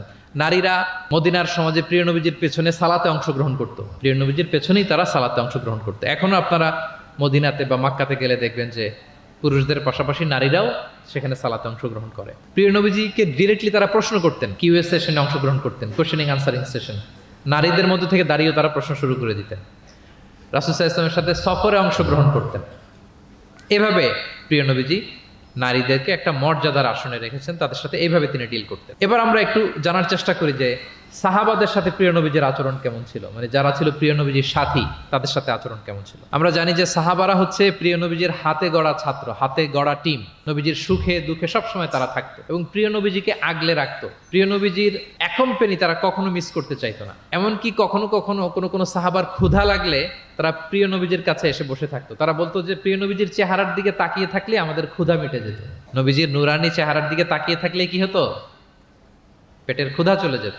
যে আয়াত দিয়ে আমি শুরু করেছিলাম, ফাবিমা রাহমাতিম মিনাল্লাহি লিনতা লাহুম ওয়ালাউ কুনতা ফাদদান গালিযাল কলবি লানফাদ্দু মিন হাওলিক। নবী হে, আল্লাহর রহমতে আপনি কোমল হৃদয়ের অধিকারী হয়েছেন, এজন্য সবাই আপনাকে ঘিরে থাকতে চায়, আপনার পাশে থাকতে চায়। আপনি যদি কর্কশ ভাষী হতেন, কঠোর আচরণের অধিকারী হতেন, তাহলে এখন যেমনি আপনার সাহাবারা আপনাকে ঘিরে রাখে, সব সময় আপনার পাশে থাকতে চায়, তারা এমনটি আপনাকে ঘিরে রাখতো না। এবং আল্লাহ রাসূল সাল্লাল্লাহু আলাইহি ওয়াসাল্লামের চেহারায় সবসময় একটা স্মাইলিং ফেস থাকতো, অলওয়েজ স্মাইল। তিনি বলতেন, তাবাসসুমুকা ফি ওয়াজহি আখিকা সাদাকা, your smile to your brother it's a charity. তুমি তোমার ভাইয়ের দিকে তাকিয়ে যে মুচকি হাসি দাও, এতেও আল্লাহ তাআলা তোমার আমলনামায় সাদাকা দেওয়ার সওয়াব দিয়ে দেন। আপনারা মুচকি হাসেন তো? কি মুচকি হাসেন? হ্যাঁ, মুচকি হাসবেন। মুচকি হাসতে পয়সা লাগে না, লাগে? মুচকি হাসবেন। মুচকি হাসলে এটা সাদাকা দেওয়ার সমান সওয়াব। অলওয়েজ একটা স্মাইলি ফেসে থাকতেন প্রিয় নবীজি। ওনার চেহারা দেখলেই মানুষের মন ভালো হয়ে যেত। আল্লাহু আকবার। সাহাবাদের সাথে ওনার আচরণ কেমন ছিল, ডিলিংস কেমন ছিল? এক নম্বরে তিনি খুব কোমল আচরণ করতেন সাহাবাদের সাথে। কেউ যখন প্রিয় নবীজির সাথে কথা বলতো, ওই লোক কথা বলার সময় চোখ না ফেরালে প্রিয় নবীজি কখনো তার থেকে চেহারা ফেরাতেন না। মুসাফা করার সময় যিনি প্রিয় নবীজির সাথে মুসাফা করেছেন, ওই লোক হাত টেনে না নিলে প্রিয় নবীজি কখনো হাত টেনে নিতেন না। সুবহানাল্লাহ, হোয়াট এ হাম্বল পার্সোনালিটি। তিনি সাহাবাদের প্রতি এতটাই কোমল ছিলেন, একটা ছোট্ট হাদিস থেকে আমরা একটু বোঝার চেষ্টা করি। তিনি সাহাবাদের নিয়ে বসা ছিলেন, এক বেদুইন এসে মসজিদে নববীতে 2 রাকাত নামাজ পড়লো। 2 রাকাত নামাজ পড়েই বিষ্ণু ইসা ইসলামের কাছেও আসে না, সালামও দেয় না, কারণ বেদুইন তো, সভ্যতার কোনো অ্যাটিকেটস, কোনো ছোঁয়া তার মধ্যে লাগেনি। সে নামাজ পড়ে আল্লাহর কাছে দোয়া করতেছে, এবং দোয়া কিরকম দেখেন, সে দোয়ায় বলতেছে আল্লাহুম্মা আরহামনি ওয়া মুহাম্মাদা ওয়ালা তারহাম মা'আনা আহাদা, মানে আল্লাহ তুমি আমারে রহম করো আর মুহাম্মদ সাল্লাল্লাহু আলাইহি ওয়াসাল্লামের রহম করো, আমাদের দুজনের সাথে আর কাউরে রহম করো না তুমি। বেদুইন, তার মধ্যে এটিকেটস অফ দোয়া, দোয়ার যে একটা আদব আছে এটা তার জানা নাই। সে বলে আল্লাহ আমাকে মাফ করো, মুহাম্মদ সাল্লাল্লাহু আলাইহি ওয়াসাল্লামকে মাফ করো, আর কাউকে না। তো দূর থেকে রাসূল সাল্লাল্লাহু আলাইহি ওয়াসাল্লাম দেখে হেসে বললেন, হায় রে, একটা প্রশস্ত ব্যাপারকে সে সংকীর্ণ বানায় ফেললো। কারণ আল্লাহর দরবারে কি রহমের কোনো কমতি আছে? সবাই বলুন তো আওয়াজ করে, আল্লাহর দরবারে রহমতের কোনো কমতি ঘাটতি আছে? কোনো কমতি নাই, কোনো ঘাটতি নাই। তো সে তো দোয়াতে আমাদের সবাইকে ইনক্লুড করলেও পারতো। যাই হোক, নামাজ পড়ে দোয়া করে এবার মসজিদে নববীর মাঝখানে পেশাব করতে আরম্ভ করলো। কোথায়? মসজিদের মাঝখানে। সাহাবার তো রেগে মেগে আগুন, তাকে ধরতে যাবে, মারতে যাবে। রাসূল সাল্লাল্লাহু আলাইহি ওয়াসাল্লাম বললেন দাউ, রাখো, বোঝেন আলোকটা করতে দাও, করে ফেললো। এবার প্রিয় নবীজি বললেন হারিকু আলা বাউলিহি সাজলান মিন মা। মসজিদে, তখনকার মসজিদে নববী তো বালুর ফ্লোর ছিল, জানেন আপনারা? আমাদের এখনকার মসজিদ তো এই যে এরকম পাকা টাইলস করা, কার্পেটিং, আরো কত কি, কিন্তু তখনকার মসজিদে নববী ছিল কিসের? ফ্লোরটা বালুর। তো রাসূল সাল্লাল্লাহু আলাইহি ওয়াসাল্লাম বললেন যে বালুর মধ্যে যেহেতু পেশাব করে দিছে, 1 বালতি পানি ঢেলে দাও। 1 বালতি পানি ঢেলে দেয়া হলো। আর সাহাবাদেরকে তিনি শান্ত হতে বললেন যে থামো, তার প্রতি আগ্রাসী হয়েও না, কারণ ফাইন্নামা বুইসতুম মুয়াসসিরিন, তোমরা সহজপন্থী হয়ে প্রেরিত হয়েছো, ওয়ালাম তুবআসু মুআসসিরিন, তোমরা কট্টরপন্থী হয়ে প্রেরিত হও নাই। আল্লাহু আকবার। তিনি বুঝালেন যে এই উম্মাত হবে সহজপন্থী, কট্টরপন্থী নয়। যে কোনো জিনিসকে খুব সিম্পলি ডিল করতে হবে। এবার তিনি ওই বেদুনকে ডেকে পাঠালেন, বললেন আচ্ছা, তুমি যে মসজিদের ভিতরে তোমার উট ঢুকালে এবং মাঝখানে পেশাব করে দিলে, তুমি কি জানো এটা এই কমিউনিটির ইবাদতগাহ, এই মদিনার সোসাইটির এটা একটা মসজিদ। আমরা এখানে নামাজ পড়ি, আল্লাহর জিকির করি, এখানে কোরআন তেলাওয়াত করি, এই জায়গায় বসে তোমার পেশাব করা কি ঠিক হলো? প্রিয় নবীজি যখন ভালোবেসে তাকে কাছে ডেকে বুঝালেন, সে মাথা নিচু করে এবার কাচুমাচু করতে আরম্ভ করলো। সে লজ্জিত হয়ে প্রিয় নবীজির কাছে ক্ষমা চাইল। সুবহানাল্লাহ বিহামদিহি। তাহলে তিনি সাহাবাদের প্রতি কতটা কোমল আচরণের অধিকারী ছিলেন, এই হাদিস থেকে আমরা বুঝতে পারলাম। তিনি সাহাবাদের জন্য দোয়া করতেন, প্রাণ ভরে দোয়া করতেন। একবার তিনি ওয়াশরুম সেরে, রাসূল সাল্লাল্লাহু আলাইহি ওয়াসাল্লাম তো সব সময় অজু অবস্থায় থাকতেন, শুধু ওয়াশরুম সেরে আবার অজু করা পর্যন্ত যে টাইমটা, এতটুকু ছাড়া। ওয়াশরুম সেরে আসলেন, এসেই দেখেন একটা পাত্রের মধ্যে কে যেন অজুর পানি রেখে দিয়েছি। খুশি হয়ে গেলেন তিনি বললেন যে আমার যে এখন অজুর পানি লাগবে, এটা কে বুঝলো, কে রাখলো? বলা হলো যে এটা আব্দুল্লাহ রেখেছে, ছোট্ট আব্দুল্লাহ, ওনার কাজিন আব্দুল্লাহ ইবনে আব্বাস, ওনার চাচাতো ভাই। উনি এত খুশি হলেন ছোট্ট আব্দুল্লাহর এই কাজে, যে আমার যে এখন অজুর পানি লাগবে এটাও কি করে বুঝলো। উনি এত খুশি হলেন, খুশি হয়ে তার জন্য একটা দোয়া করলেন। তিনি বললেন যে আল্লাহুম্মা ফাক্কিহু ফিদ্দীন ওয়া আল্লিমহু তা'ওয়িল, আল্লাহুম্মা আল্লিমহুল কিতাব, মানে আল্লাহ তুমি তাকে কোরআনের জ্ঞান শিক্ষা দিও, কোরআনের খুঁটিনাটি জ্ঞান তুমি আব্দুল্লাহকে শিক্ষা দিও। এবং প্রিয় নবীজির দোয়ার বরকতে আব্দুল্লাহ ইবনে আব্বাস রাদিয়াল্লাহু তাআলা আনহু তিনি রাইসুল মুফাসসিরিন, গোটা বিশ্বের সব মুফাসসিরদের সম্রাট হয়ে গিয়েছে। পৃথিবীতে যত মুফাসসির আসবে তার মধ্যে হেড অফ মুফাসসির, চিফ সম্রাট হচ্ছেন আব্দুল্লাহ ইবনে আব্বাস রাদিয়াল্লাহু তাআলা। ওই প্রিয় নবীজির দোয়া। আমি গত সপ্তাহে ওনার মসজিদ ভিজিট করে এসেছি, তায়েফে। উনি শেষ জীবনে তায়েফে থাকতেন, ওখানে ইন্তেকাল করেছেন, ওখানেই ওনাকে কবরস্থ করা হয়েছে। বিশাল মসজিদ আছে, মসজিদ আব্দুল্লাহ ইবনে আব্বাস রাদিয়াল্লাহু তাআলা। এভাবে তিনি দোয়া করতেন। আনাস রাদিয়াল্লাহু তাআলা আনহুর মা মদিনায় যখন প্রিয় নবীজি আসলেন, সবাই প্রিয় নবীজিকে বিভিন্ন গিফট দেয়, কেউ এটা দেয়, ওইটা দেয়, বিভিন্ন ধরনের হাদিয়া দেয়। তো উম্মে সুলাইম গরিব মানুষ, উনি এসে বলেন ইয়া রাসূলুল্লাহ, সবাই আপনার সাথে দেখা করে কিছু না কিছু হাদিয়া দেয়, আমার তো হাদিয়া দেওয়ার কোনো সামর্থ্য নাই, আমি কি দিব আপনাকে? আমার এই ছোট্ট ছেলেটাকেই আপনার আমি হাদিয়া দিয়ে দিলাম। ছেলেটার নাম হচ্ছে আনাস। কি নাম? আনাস রাদিয়াল্লাহু তাআলা। প্রিয় নবীজির খাদেম, কর্মচারী ছিলেন। তো বললেন ইয়া রাসূলুল্লাহ, আপনি রেখে দেন, আমার কলিজার টুকরা আনাসই হচ্ছে আমার পক্ষ থেকে আপনার জন্য গিফট, আপনি তার জন্য একটু দোয়া করেন। তো তিনি দোয়া করতে আরম্ভ করলেন, আল্লাহুম্মা আকসির মালা ওয়া ওয়ালাদা, আল্লাহ আপনি আনাসের সম্পদ বাড়ায় দেন, আল্লাহ আপনি আনাসের সন্তান বাড়ায় দেন। এই যে দোয়া করেছেন, ওয়া বারিক লাহু ফিমা আতাইতা, যা দিবেন এতে বরকত দিয়ে দেন, এই যে দোয়া করেছেন, দোয়ার ফলে কি হয়েছে দেখেন। আনাস রাদিয়াল্লাহু তাআলা আনহু বলেন, প্রিয় নবীজির এই দোয়ার বরকতে মদিনার সবার খেজুর বাগানে বছরে খেজুর হতো একবার, কিন্তু আমি আনাসের খেজুর বাগানে বছরে খেজুর হতো 2 বার। আর ওনার সর্বসাকুল্যে 80 জন সন্তান ছিল। 80 জন। কয়জন? যেহেতু অনেকগুলো ফ্যামিলি ছিল ওনাদের, প্রিয় নবীজির দোয়ার বরকতে 2 বার বছরে খেজুর হতো ওনার বাগানে, আর 80 জন সন্তান তিনি পেয়েছিলেন। তাহলে সাহাবাদের প্রতি কোমল আচরণ করতেন, তাদের জন্য দোয়া করতেন, তাদের ভালো গুণের প্রশংসা করতেন। অনেক হাদিস, অনেক হাদিস, এগুলো বলতে গেলে অনেক সময় লেগে যাবে। একটা বিখ্যাত হাদিস আপনারা জুমার সময়ে, জুমার খুতবার সময় প্রায় শোনেন, আরহামু উম্মতি বি উম্মতি আবু বকর। শোনেন? ওয়া আশাদ্দুহুম ফি আমরিল্লাহি উমর, এই যে মুখস্থ। ওয়া আসদাকুহুম হায়ান উসমান, ওয়া আকরাউহুম লিকিতাবিল্লাহি উবাই। তার মানে এই উম্মতের মধ্যে সবচেয়ে সফট হার্টেড হচ্ছেন আবু বকর, সবচেয়ে সফট হার্টেড। আল্লাহর জমিনে আল্লাহর দ্বীন বাস্তবায়নে সবচেয়ে কঠোর হচ্ছেন ওমরে ফারুক। সবচেয়ে কঠোর কে? ওমরে ফারুক। সবচেয়ে লজ্জাশীল সাহাবী হচ্ছেন ওসমান। এভাবে তিনি অ্যাপ্রিশিয়েট করতেন। আমরা অনেক সময় মানুষের অ্যাপ্রিশিয়েট করতে চাই না। প্রিয় নবীজি কারোর মধ্যে ভালো কিছু দেখলে কি করতেন? সবাই বলুন, অ্যাপ্রিশিয়েট করতেন। আপনার ছেলের মধ্যেও, আপনার মেয়ের মধ্যেও কোনো ভালো গুণ দেখলে আপনি অ্যাপ্রিশিয়েট করবেন, দোয়া করবেন, উজ্জীবিত হবে সে, ইন্সপায়ার্ড হবে। আমরা অনেক সময় আমাদের ছেলে মেয়েদেরকে উৎসাহ দেই না, তার মধ্যে যে কি কারিশমা আমরা জানিই না, মনে করি যে A+ পাইলেই বুঝি সফল। A+ পায় নাই, পাশের ঘরের কেউ পাইছে, বলে যে যা ওর পা ধোয়া পানি খা, এরকম বলে না বাংলাদেশে? নিজের ছেলে A+ পায় নাই, পাশের ঘরের একজন পাইছে, তো কি বলে? তার পা ধোয়া। এইটা বলে কিন্তু ওর মনোবল আপনি শুরুতেই নষ্ট করে দিলেন, ভেঙে দিলেন। না, ওর মধ্যে হয়তো অন্য ধরনের কোনো যোগ্যতা আছে, অন্য ধরনের ক্যালিবার আছে। সো তাদেরকে অ্যাপ্রিশিয়েট আমাদেরকে করতে হবে। প্রিয় নবীজি যে কোনো সাহাবীর মধ্যে যে কোনো ভালো গুণ দেখলে তিনি অ্যাপ্রিশিয়েট করতেন। আবু মুসা আল-আশআরী রাদিয়াল্লাহু তাআলা আনহুর কণ্ঠটা ছিল বড় চমৎকার। তিনি একবার বললেন, ইয়া আবা মুসা লাকাদ উতিতা মিজমার মিন মাজামিরি আলি দাউদ। দাউদ নবীর গলায় আল্লাহ যে সুরের ঝংকার দিয়েছে, এই উম্মতের মধ্যে আল্লাহ তোমার গলায় সেই সুরের লহরী ঢেলে দিয়েছে। সুবহান। তো তিনি বলেন, ইয়া রাসূলুল্লাহ, আমি তো আপনার সামনে কখনো কোরআন তেলাওয়াত করিনি, আমার গলায় যে সুর আছে আপনি কি করে বুঝলেন? প্রিয় নবীজি বলেন, গত রাতে তোমার ঘরের পাশ দিয়ে যাচ্ছিলাম, তুমি যে তেলাওয়াত করছিলে, আমি দরজার বাইরে, ঘরের দেয়ালের বাইরে দাঁড়িয়ে দাঁড়িয়ে শুনছিলাম। আবু মুসা বলে, ইয়া রাসূলুল্লাহ, আপনি শুনছিলেন, এটা যদি আমি টের পেতাম, আমি ফজর পর্যন্ত শুধু তেলাওয়াত করতেই থাকতাম। সুবহানাল্লাহ পড়বেন না? তাহলে আমরা যেন অ্যাপ্রিশিয়েট করি। প্রিয় নবীজি অ্যাপ্রিশিয়েট করতেন, সাহাবাদেরকে যথাযথ তারবিয়া দিতেন, তাদের সাথে মাঝে মাঝে রসিকতা করতেন, খোশ গল্প করতেন, সাহাবীদের সাথে একসাথে মিলেমিশে কাজ করতেন। মসজিদ নির্মাণের ঘটনা আমরা জানি, কোবা মসজিদ, মসজিদে নববী। এমন না যে চেয়ারে বসে থেকে এই তোমরা মসজিদ বানাও, না। একজন ট্রু লিডারের বৈশিষ্ট্য হচ্ছে উনি সামনে এগিয়ে যাবেন, ওনাকে দেখে দেখে ফলোয়াররা ফলো করবে, ঠিক কি না? প্রিয় নবীজি নিজে মাটি বহন করেছেন, পাথর বহন করেছেন, নিজে খন্দকের পরীক্ষা খনন করেছেন, পেটে পাথর বেঁধেছেন।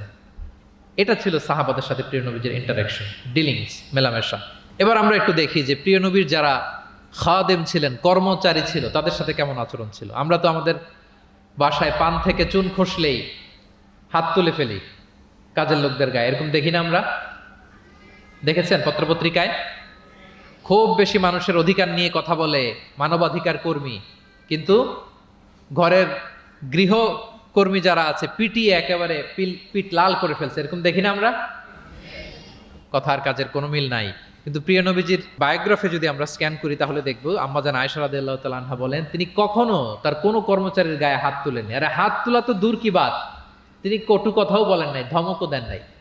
সরাসরি ওনার খাদেম আনাস রাদিয়াল্লাহু তাআলা আনহুর জবানবন্দি শুনুন। ডিরেক্ট কারো ব্যাপারে জানতে হলে আপনি তার ড্রাইভারের কাছ থেকে খোঁজ পাবেন, কর্মচারীর কাছ থেকে খোঁজ পাবেন, মানে ঘরের কাজের বুয়ার কাছ থেকে খোঁজ পাবেন, দারোয়ানের কাছ থেকে খোঁজ পাবেন। বিশ্বনবীর দারোয়ান বা কর্মচারীর কাছ থেকে শুনেন ওনার আচরণের ব্যাপারে। আনাস রাদিয়াল্লাহু তাআলা আনহু বলেন, আমি 1 বছর 2 বছর নয়, টানা 10 বছর বিশ্বনবীর খাদেম ছিলাম। কয় বছর? এই 10 বছরের এই লং পিরিয়ড অফ টাইমে কখনো তিনি আমার কোনো কাজে বিরক্ত হয়ে এই শব্দটা বলেন নাই।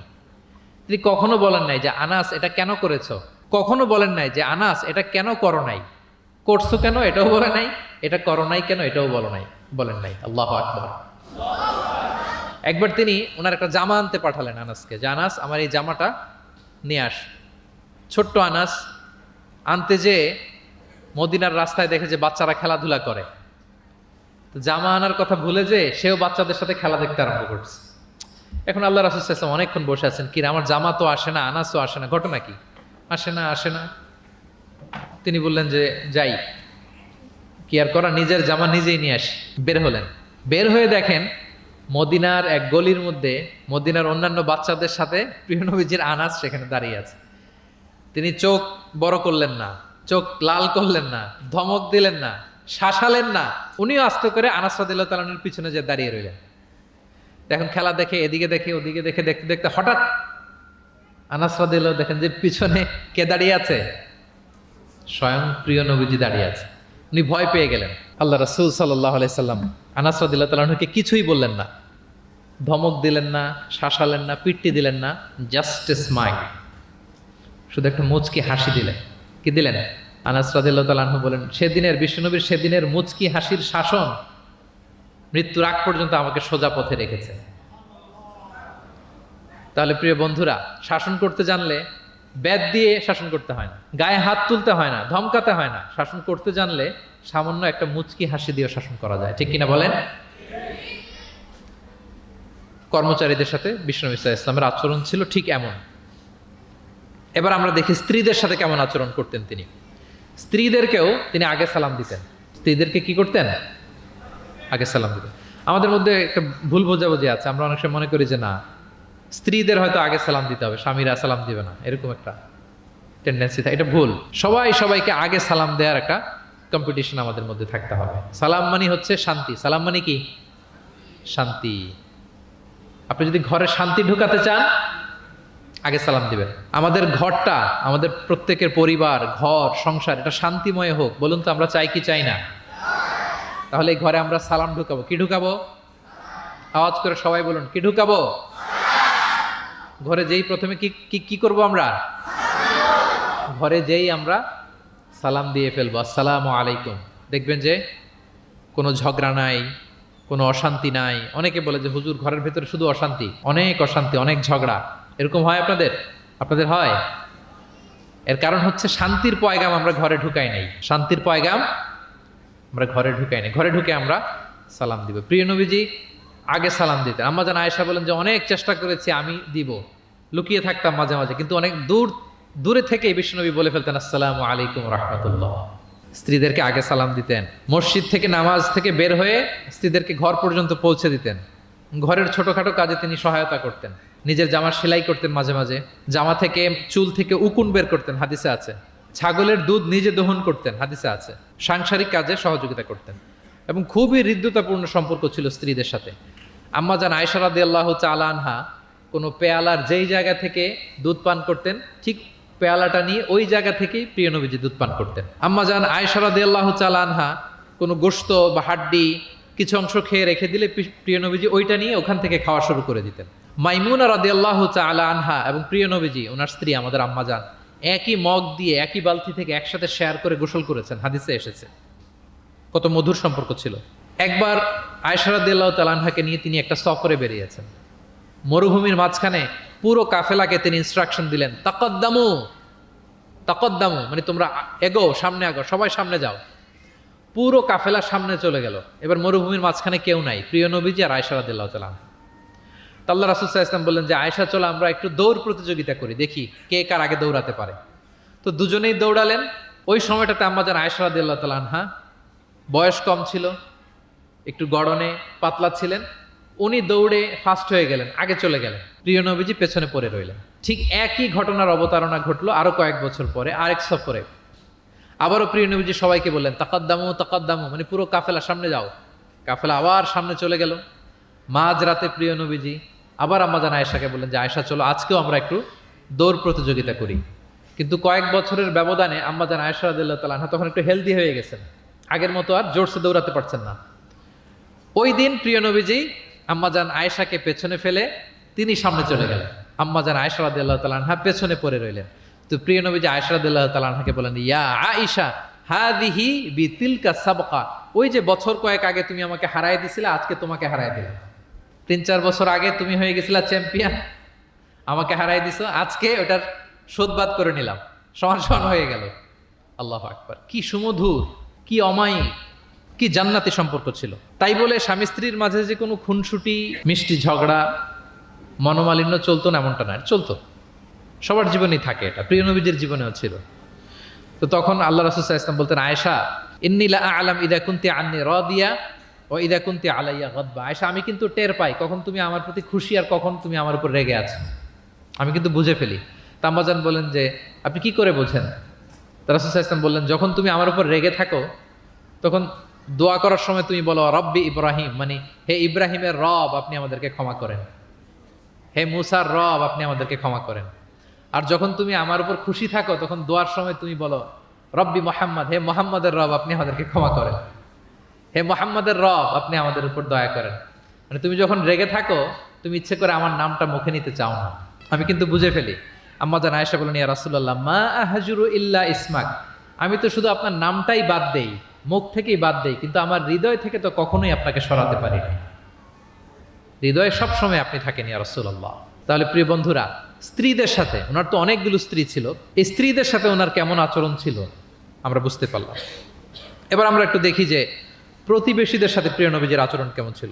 আল্লাহ রাসূল সাল্লাল্লাহু আলাইহি ওয়াসাল্লাম সবসময় প্রতিবেশীদের সাথে অত্যন্ত ভালো আচরণ করতেন। তিনি বলতেন, মান কানা ইউমিনু বিল্লাহি ওয়াল ইয়াউমিল আখির ফালইউকরিম জারাহ, যে আল্লাহ বিশ্বাস করে এবং আখিরাতে বিশ্বাস করে সে যেন প্রতিবেশীর সাথে ভালো আচরণ করে, প্রতিবেশীকে যেন সম্মান করে। এবং আবু যার গিফারি রাদিয়াল্লাহু তাআলা আনহুকে তিনি বলতেন যে, আবু যার তুমি যদি মারাক রান্না করো, মানে ঝোল, আমরা নেহারি খাই না গরুর পায়া দিয়ে, গরুর পায়া দিয়ে যে ঝোল রান্না করে এটাকে কি বলেন আপনারা? নেহারি। তো তিনি বললেন যে আবু যার যখন নেহারি রান্না করবে, ঝোল জাতীয় কিছু রান্না করবে, পানি একটু বেশি দিও যাতে তোমার প্রতিবেশীর সাথে তুমি শেয়ার করতে পারো। প্রতিবেশীর ব্যাপারে কতটা কনসার্ন ছিলেন তিনি। এবং তিনি বলতেন, লাইসাল মুমিন আল্লাযী ইয়াশবা ওয়া জারুহু জাইউন ইলা যামবি, সে ব্যক্তি মুমিন নয় যে নিজে পেট পুরে খায় কিন্তু তার প্রতিবেশীরা অভুক্ত থাকে, না খেয়ে থাকে, সে ব্যক্তি কখনো প্রকৃত মুমিন হতে পারে না। এবং মজার ব্যাপার হচ্ছে, ভালো আচরণের জন্য, সদাচরণের জন্য প্রতিবেশী মুসলিম হওয়া আবশ্যক নয়। আই রিপিট, আমি আবারও বলছি, ব্যাপারটা এমন না যে আমার মুসলিম প্রতিবেশী ভালো আচরণ করব, আমার হয়তো বৌদ্ধ প্রতিবেশী বা হিন্দু প্রতিবেশী, এজন্য ওদের সাথে আমি ভালো আচরণ করব না। ব্যাপারটা কি এমন না। নেইবরের ক্ষেত্রে মুসলিম হোক অমুসলিম হোক, প্রতিবেশী হলেই তার সাথে আমাদের ভালো আচরণ করতে হবে। বিশ্বনবীর এক ইহুদি প্রতিবেশী ছিল, ইহুদি। তো সেই প্রতিবেশীর ছোট্ট একটা ইহুদি সন্তান ছিল, প্রায় বিশ্বনবীর কাছে এসে প্রিয় নবীজির টুকিটাকি কাজ করে দিতেন। তো হঠাৎ অনেক দিন হয়ে গেল ইহুদি ছেলেটা আসে না, তার কোনো দেখা নেই। প্রিয় নবীজি ভাবলেন হয়তো কোনো সমস্যা হয়েছে, তাকে দেখে আসে। তার বাড়িতে যেয়ে দেখলেন যে ছেলে বড্ড অসুস্থ, প্রচণ্ড অসুস্থ হয়ে কাতরাচ্ছে, বিছানায় শুয়ে আছে। রাসূল সাল্লাল্লাহু আলাইহি ওয়াসাল্লাম তার পাশে বসলেন, তার মাথায় হাত বুলিয়ে দিলেন এবং ইহুদি ছেলেটার দিকে তাকিয়ে বললেন, আসলিম, অর্থাৎ তুমি ইসলাম ধর্ম গ্রহণ করো। দেখেন প্রিয় নবীজির স্ট্র্যাটেজি, দেখেন এই ছেলের সাথে অনেক দেখা হয়েছে, প্রিয় নবীজির বাসায় এসেছে, কাজ করে দিয়েছে, কিন্তু এই ইহুদির বাচ্চাটাকে কখনো দিনের দাওয়াত তিনি দেন নাই। কেন? কারণ তিনি একটা ভালো সময়ের অপেক্ষা করতেছিলেন। তিনি দেখলেন যে this is the right time to give দাওয়া, এখনই সুন্দর সময়, কারণ সে অসুস্থ অবস্থা, একের মুমূর্ষ কাতর, এখন দাওয়াত দিলে এটা কাজে লাগবে। তিনি বললেন, আসলিম, ইসলাম ধর্ম গ্রহণ করো। তো পাশেই তার ইহুদি বাবা দাঁড়িয়েছিল। ফানাযারা ইলা ওয়াজহি আবি, এটা বলার সাথে সাথে ইহুদি ছেলেটা বাবার দিকে তাকালো যে দেখি বাবা কি বলে। তার বাবা, ইহুদি বাবা বলতে আরম্ভ করলো, আতি আবুল কাসেম, মানে আবুল কাসেম যা বলে তুমি তাই শোনো। প্রিয় নবীজির প্রথম সন্তান হচ্ছে কাসিম। আমাদের দেশে হয় না যে বড় মেয়ের নাম ধরেন যে সুমাইয়া, তো বলে যায় সুমাইয়ার বাবা, সুমাইয়ার বাবা বলে না। বা ধরেন যে ছেলের নাম, বড় ছেলে আব্দুল্লাহ, বলে যায় আব্দুল্লাহর বাবা কোথায়। তো আরবেও এই প্রচলনটা ছিল। রাসূল সাল্লাল্লাহু আলাইহি ওয়াসাল্লামের প্রথম সন্তানের নাম ছিল কাসিম, তো ফলে ওনাকে ডাকা হতো কাসিমের বাবা তখন পর্যন্ত, আবুল কাসেম, আবুল কাসেম। ইহুদি বলে, ছেলেটাকে বলে আতিয়া আবুল কাসেম, মানে আবুল কাসেম যা বলে তাই শোনো।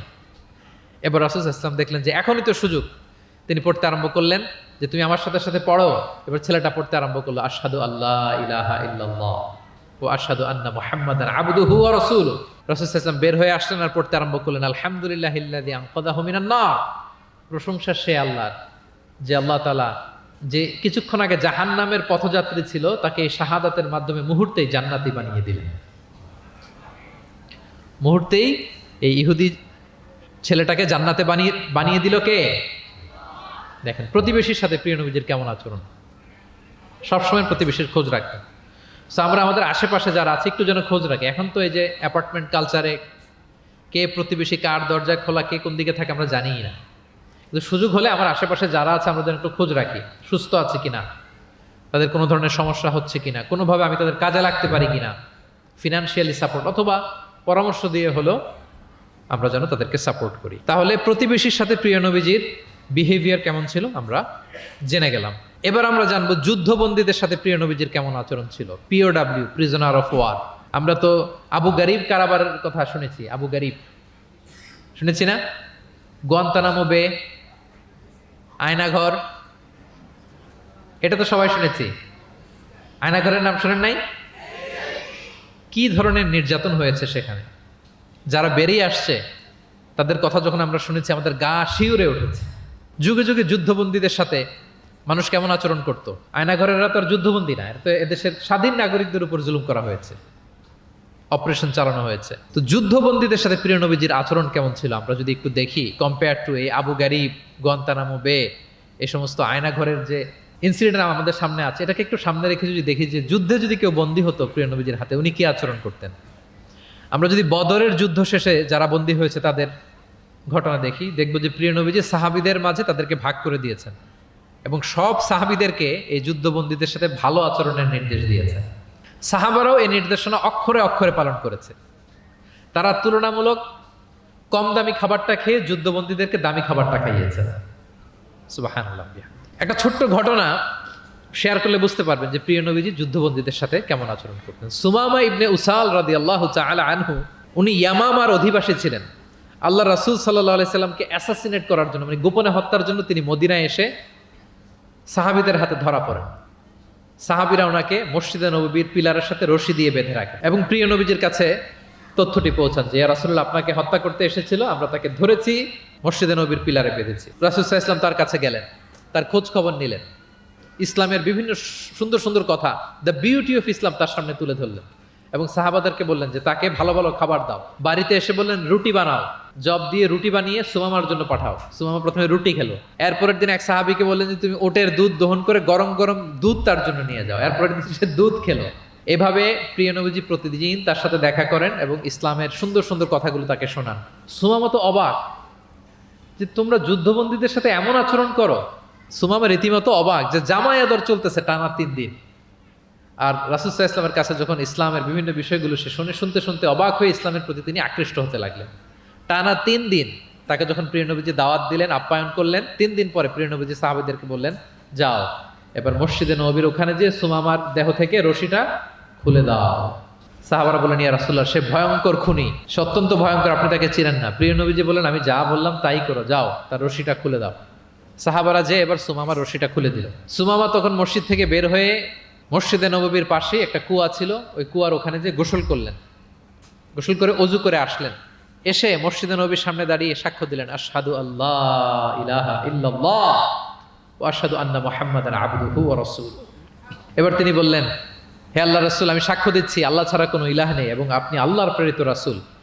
তিনি বললেন হে মুহাম্মদ এতদিন আপনার চাইতে কোনো অপ্রিয় চেহারা আমার কাছে ছিল না, সবচেয়ে অপছন্দ করতাম আপনাকে, কিন্তু এই মুহূর্তে থেকে আপনার চাইতে কোনো প্রিয় ব্যক্তিত্ব আমার জীবনে আর নাই। হে মুহাম্মদ মদিনার চাইতে নিকৃষ্ট কোনো স্থান আমার কাছে ছিল না, কিন্তু আজ থেকে মদিনার চাইতে পবিত্র কোনো জায়গা আমার কলিজায় নাই।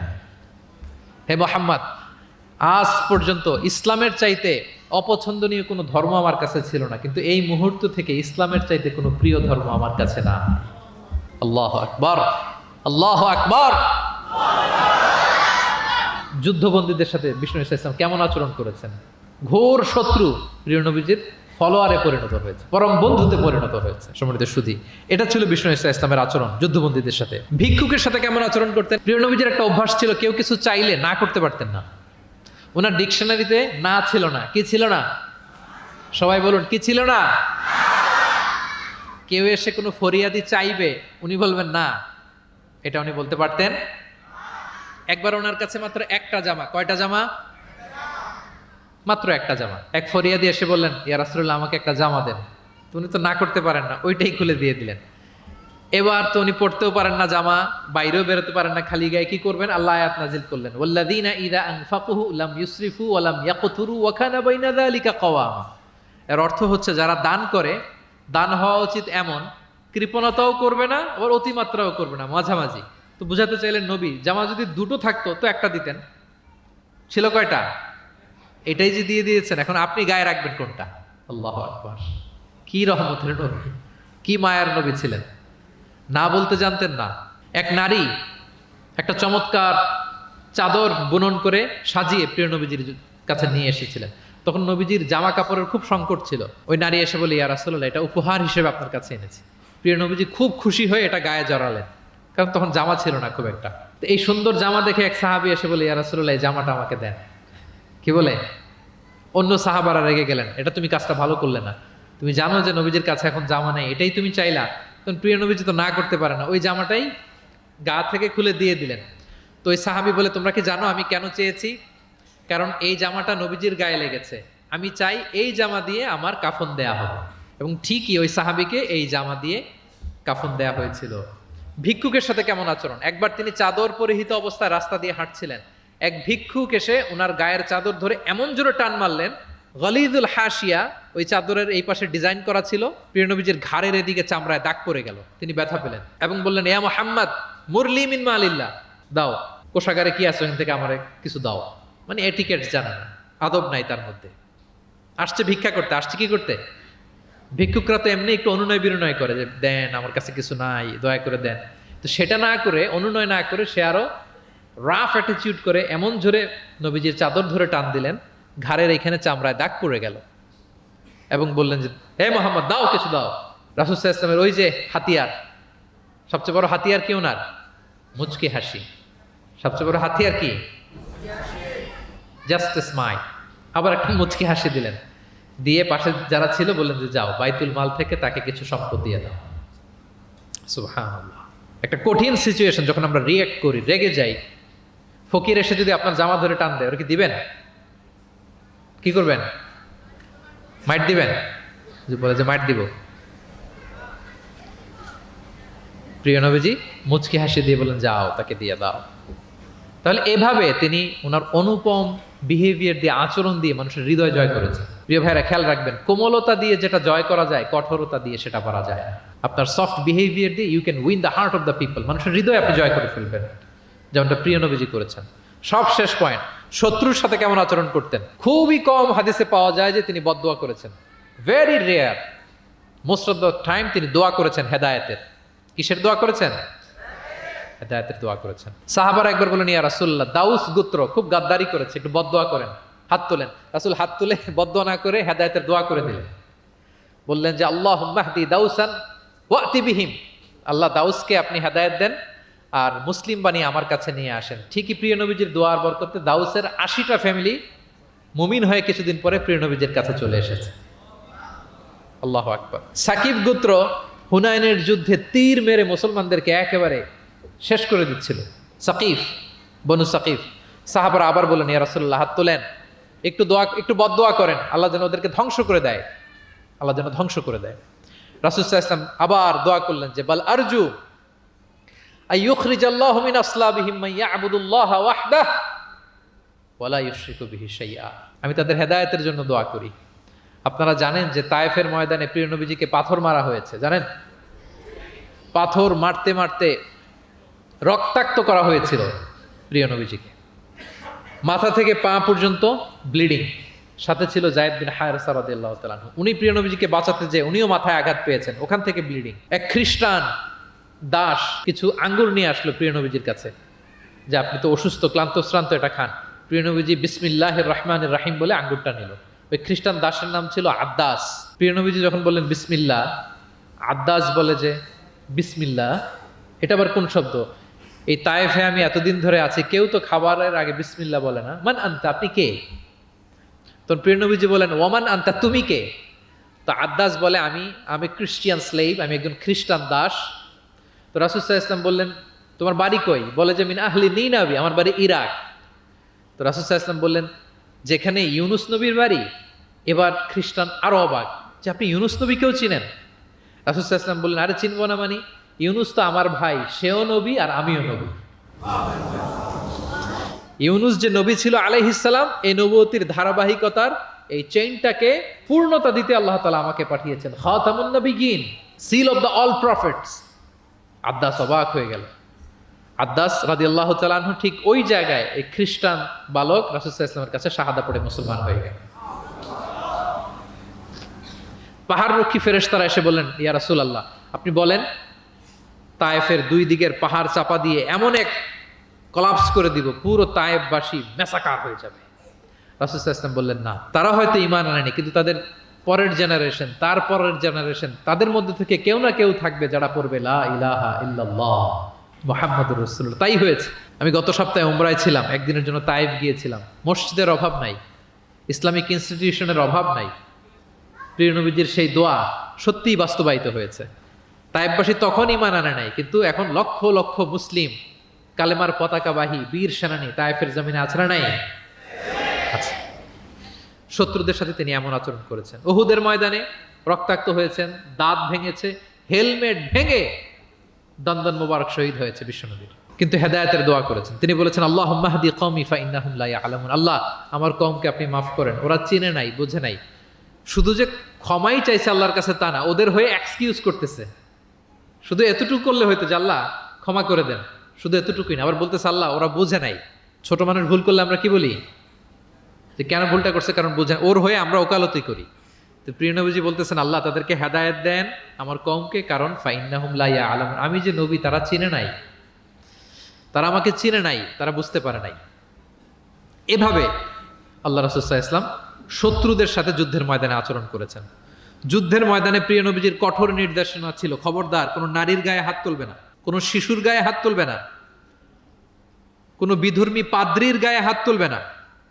যুদ্ধ থেকে বিরত আছে, নিউট্রাল, এমন কোনো মানুষের গায়ে হাত তুলবে না। আত্মসমর্পণ করে তোমাদের কাছে সিকিউরিটি চাচ্ছে, আত্মসমর্পণ করেছে, নিরাপত্তা চাচ্ছে, তাদের গায়ে হাত তুলবে না। ওই এলাকার গবাদি পশুর গায়ে হাত তুলবে না, কৃষিজ পণ্যকে ডিস্ট্রয় করবে না। যুদ্ধের ময়দানে এই নির্দেশনাগুলো বিষ্ণু ইসা ইসলাম দিয়েছেন, এবং এগুলোর কারণেই শত্রুরাও বিষ্ণু ইসা ইসলামের বন্ধুতে পরিণত হয়েছেন। আমরা জানি যে এলাকায় থাকতে দেয় নাই, তায়েফে গিয়েছে, থাকতে দেয় নাই, আত্মীয় স্বজন সহ mental torture, physical torture and what not, কি করে নাই কোরাইশরা। সেই কোরাইশদের কাছে যখন অষ্টম হিজরিতে বিজয়ীর বেশে তিনি গেলেন, থার থার করে কাঁপতেছিল কোরাইশরা যে হায় রে, আজকে তো গত এই কয়েক যুগের প্রতিশোধ মুহাম্মদ নিবে, রক্তের বন্যা বইয়ে দিবে আজকে মক্কায়। কিন্তু সবার দিকে তাকিয়ে বিশ্বনবী কি বললেন? লা তাসরিবা আলাইকুমুল ইয়াওম ইযহাবু ফাআনতুমুত তালাকা, যাও, আজকে ক্ষমা করে দিলাম। ভাই ভাইয়ের সাথে যে আচরণ করবে, আজকে আমি তোমাদের সাথে ওই আচরণ করলাম। সুবহানাল্লাহ। This was the character and behavior of the last messenger Muhammad sallallahu alayhi wa sallam. সম্মানিত সুধী, তাহলে আমরা যেটা বুঝলাম, কোমল আচরণ দিয়ে আপনি যা অর্জন করতে পারবেন, কঠোর আচরণ দিয়ে, রূঢ় আচরণ দিয়ে, খারাপ ব্যবহার দিয়ে পারবেন? সবাই বলেন তো পারবেন? ব্যক্তি তার সুন্দর আচরণ দিয়ে খুব সহজেই অন্যের মাঝে প্রভাব বিস্তার করতে পারে। আমরা দেখেছি যে প্রিয় নবী শিশুদের সাথে, নারীদের সাথে, বন্ধুর সাথে, শত্রুর সাথে অমায়িক আচরণ করেছেন। এক্সাম্পলারি বিহেভিয়ার, অমায়িক আচরণ। আমরা যেন সেই আচরণের অধিকারী হতে পারি, আমরা যেন সেই ব্যবহারের অধিকারী হতে পারি। প্রিয় নবীজি যেমনি তার কোমল আচরণ দিয়ে, মার্জিত, পরিশীলিত, অমায়িক, মাধুর্যপূর্ণ আচরণ দিয়ে মানব মণ্ডলীর হৃদয় জয় করেছেন, আমরাও যেন আমাদের আচরণকে সেভাবে পরিশীলিত করতে পারি। আল্লাহ তাআলা আমাদের সবাইকে কথাগুলো বোঝার ও আমল করার তৌফিক দান করুন। হাযা মা ইনদি ওয়াল ইলমু ইনদাল্লাহি আলাইহি তাওয়াক্কালতু ওয়া ইলাইহি উনীব। ওয়াসসালামু আলাইকুম ওয়া রাহমাতুল্লাহি ওয়া বারাকাতুহু।